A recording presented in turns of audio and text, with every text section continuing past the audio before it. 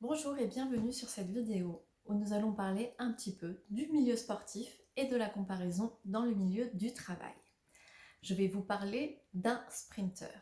Un sprinter, normalement, fait une course rapide, le plus vite possible sur une courte durée. Maintenant, le marathonien, lui, va courir plus longtemps, sur une distance plus longue, et va gérer son effort différemment. Le grand randonneur, lui, va marcher encore plus lentement à son rythme, mais va pouvoir tenir pour de très très longues distances. Quel lien peut-on faire avec l'entreprise? Eh bien, ce lien, il est plus important que ce que l'on pense. Cette vidéo, je l'ai faite suite à une conversation que j'ai eue avec une personne de mon entourage qui était en train de se lancer dans un sprint sur une longue distance, de marathon qui est en train de se transformer en grande randonnée. Et forcément, c'est compliqué pour cette personne parce que ça pose problème.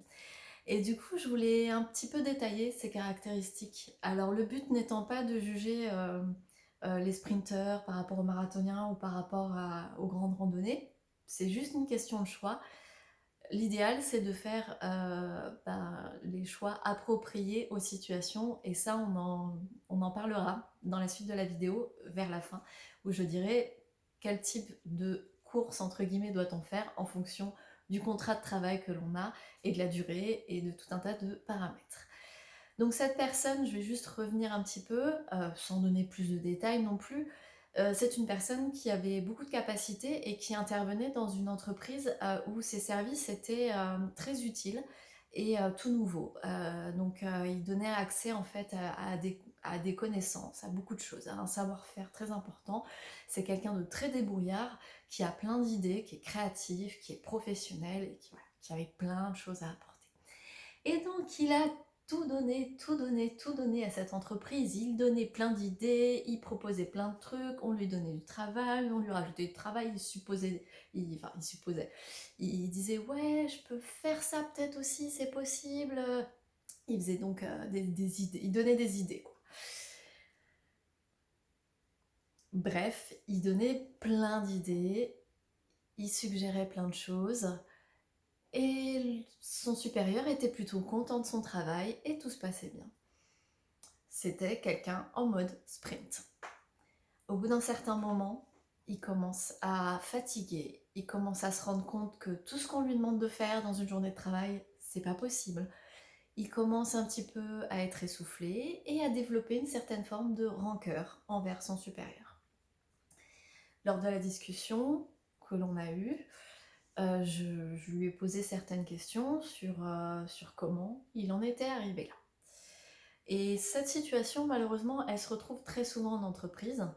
Et on a tendance à dire c'est la faute du patron. Et là, je vais dire que c'est pas forcément que la faute du patron. Je pense que chacun a ses responsabilités. Et aujourd'hui, le propos de cette vidéo, c'est de voir notre responsabilité dans ce genre de situation. Donc, ce monsieur a voulu faire un sprint pour une longue durée. Le sprinter, quand il se lance sur le même terrain et qui part en même temps que les randonneurs et que les marathoniens, il se met à courir à fond, le démarrage en trombe. Il va un moment tourner la tête pour voir où ils sont, puis il va regarder, mais limite en méprisant les gens derrière qui prennent tant leur temps, en disant mais pourquoi ils prennent leur temps? Allons-y, donnons tout. Sauf que ce que n'a pas vu le sprinter, c'est que il n'est pas parti pour une distance de sprint, il est parti pour une distance beaucoup plus longue. Et il n'a pas vu ces paramètres-là. Et donc au fur et à mesure de la course, le sprinter commence à fatiguer. Il commence à avoir des douleurs musculaires, il commence à être essoufflé, et il commence vraiment, vraiment à manquer d'énergie. Mais il veut continuer à faire son sprint à fond, il veut continuer tout. Même si les contraintes commencent à être importantes, même si il continue et il est toujours dans son trip à fond. Et c'est là que commence à se compliquer la chose. Le sprinter continue de courir à fond. Il a de plus en plus de blessures. Il a des micro-déchirures dans ses muscles. Il a des des ampoules qui commencent à se créer de partout, il commence à avoir des douleurs au niveau articulaire, des frottements, ça commence à devenir vraiment terrible. Mais le sprinter, lui, continue à fond, à courir, il a moins de jus, forcément, il donne ce qu'il peut, il va moins vite qu'au début de son sprint, c'est évident, jusqu'au moment où le sprinter s'effondre. Il tombe. Plus moyen de se relever, plus moyen d'avancer, plus rien. Les marathoniens et les randonneurs derrière, qui étaient loin derrière, il y a un moment, ils finissent par le retrouver et par le dépasser. Je vous rassure, dans l'histoire, il n'y a pas de personne qui décède, mais c'est juste l'image pour dire qu'au final, c'est un peu l'histoire du lièvre et de la tortue, hein, c'est un peu ça d'ailleurs. C'était le propos, je pense, que voulait donner aussi La Fontaine à ces histoires. C'était un peu, ok, c'est bien de vouloir aller vite, mais pourquoi aller vite? Dans quel contexte? Pour combien de temps? C'est un peu le souci. Et alors, quand on a un tempérament de sprinter, la deuxième contrepartie, c'est qu'une fois qu'on s'est écroulé, on regarde le contexte, on regarde la piste, et on se dit, c'était pas la bonne piste, je recommence ailleurs. On recommence le même marathon, avec une vitesse de sprint, ce qui n'est pas faisable clairement, et on recommence les mêmes erreurs. Et on rechange d'entreprise, de la même façon. Faire un sprint n'est pas un problème en soi. Faire un sprint, c'est quelque chose qu'on peut faire, c'est mobiliser beaucoup d'énergie, beaucoup de créativité, mais il faut donner une date de fin à ce genre de choses. Il faut donner un temps limité et il faut prévoir un temps de repos. Si on ne fait pas ça, ça va pas bien se passer. Pareil, un marathonien qui veut faire un marathon sur, je sais pas, 3000 km, il va avoir les mêmes soucis aussi. Il faut savoir doser son effort en fonction de la distance qu'on a à parcourir. Alors je vous rassure, les sportifs de haut niveau, ils savent très bien gérer leur effort et ils savent très bien gérer leur repos. C'est nous, en tant qu'employés en entreprise, qui n'avons pas appris à faire des sprints et à prendre des pauses après et à donner des temps limités, à faire des marathons, pareil, sur une période donnée avec des temps de repos et de récupération derrière, ou à se lancer plus calmement dans des grandes randonnées. Donc maintenant que j'espère que vous avez un peu compris l'histoire, souvent les sprinters qui ont ce genre de comportement viennent souvent à faire du burn-out. Il n'y a pas que ce facteur-là, puisque comme je l'ai dit au début de vidéo, chacun aussi a sa part de responsabilité. Mais je tiens aussi à préciser, parce que ça a été aussi mon cas, le sprinter a un petit peu d'ego. Et le sprinter, il ne veut pas se remettre en question, il ne veut pas non plus vraiment faire moins que ce qu'il fait. Il ne veut pas toujours, il y a des fois, il ne veut pas exprimer aussi ça à son supérieur, parce que ce serait se positionner en échec. Et c'est des situations aussi qui sont compliquées. Et parfois, on est dans des situations dans lesquelles on s'est enfermé soi-même et dont on n'arrive plus à se sortir, sauf qu'on s'y est mis tout seul dans cette situation-là. Pour en revenir à mon ami avec qui j'avais eu la discussion, c'est lui qui a proposé toutes les choses, c'est lui qui a dit oh, je sais faire ça, je peux faire ça, machin. Sauf que déjà, le travail qu'on lui avait donné à la base lui prenait déjà une semaine de travail.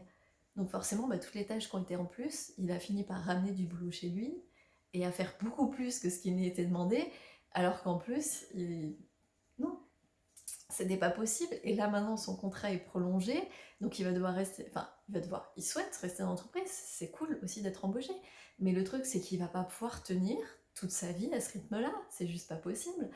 Et il va falloir qu'il repose ses limites, qu'il repose son cadre et qu'il explique que c'est pas possible. Et en fait, ce qui est dangereux quand on a ce genre de comportement, c'est que pour l'entreprise, entre guillemets, c'est tout bénef tant qu'on tombe pas en burn-out. Voilà. Donc tant qu'on reste à la limite de l'écroulement, pour l'entreprise, c'est bénéfique parce qu'on fournit beaucoup de travail, parce que voilà. Mais maintenant, quand on s'écroule, c'est une catastrophe. Pour l'entreprise, c'est pas top du tout en fait. Et en plus, quand on pense que c'est la faute de l'entreprise, qu'on change d'entreprise et qu'on recommence avec une nouvelle, on refait la même chose, bah, pour chaque entreprise, on a travaillé dur, on a apporté plein de choses, sauf qu'au bout d'un moment, on se rend même plus compte qu'on n'a plus de jus, qu'on n'est plus productif, qu'on n'avance plus, et que je suis sûre que le marathonien derrière, qui suit son rythme un peu plus tranquille, ou même le grand randonneur, lui, ils sont à leur rythme, ils gèrent leur effort, ils gèrent leur temps de repos, et tout va bien. Et ce phénomène se voit de plus en plus, et moi aujourd'hui j'observe beaucoup de gens qui suite à un burn-out font une reconversion professionnelle ou voilà, ou changent d'entreprise, ça dépend aussi des facteurs, et en pensant que c'était le contexte qui leur était imposé qui était le problème. Sauf qu'en fait, ils refont exactement les mêmes erreurs et ils recommencent exactement les mêmes travers, et c'est même pire quand on a son entreprise, parce que quand on fait du sprint et qu'on crée sa propre entreprise, mais on est en sprint 24/24, on n'a même plus de limites, on est notre propre chef, on ne sait pas se mettre des limites, on ne sait pas se mettre des temps de repos. En tant que... Ouais, quand on crée sa boîte, c'est pas mieux, c'est pas plus simple. Et ça, c'est quelque chose qu'il faut prendre en compte. Faites des sprints quand vous vous donnez une date limite du sprint et que vous vous permettez d'avoir du repos, du vrai repos derrière.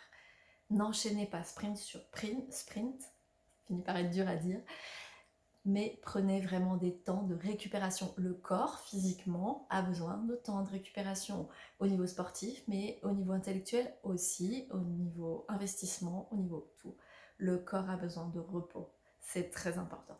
Maintenant que je vous ai dit tout ça, savoir doser son effort, ça dépend aussi du type de contrat que l'on va avoir. Et je vais vous expliquer dans quel cas on peut faire des sprints, dans quel cas c'est plus adapté de faire un marathon, et dans quel cas on fait des grandes randonnées pour tenir sur la durée, pour avoir une espèce de constance dans l'effort.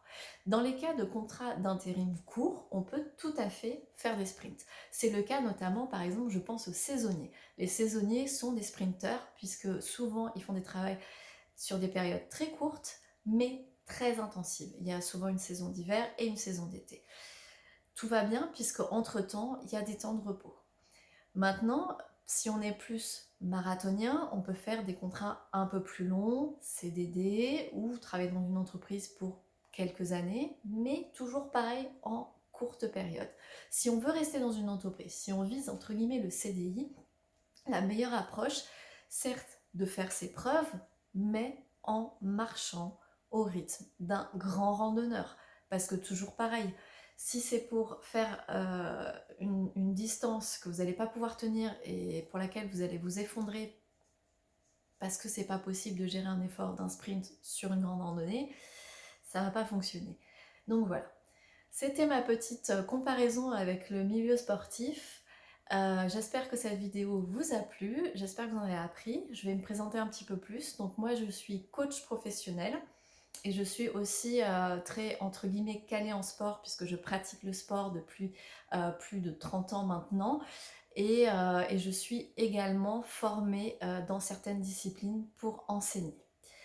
Voilà, bonne journée à tous et à bientôt pour une prochaine vidéo.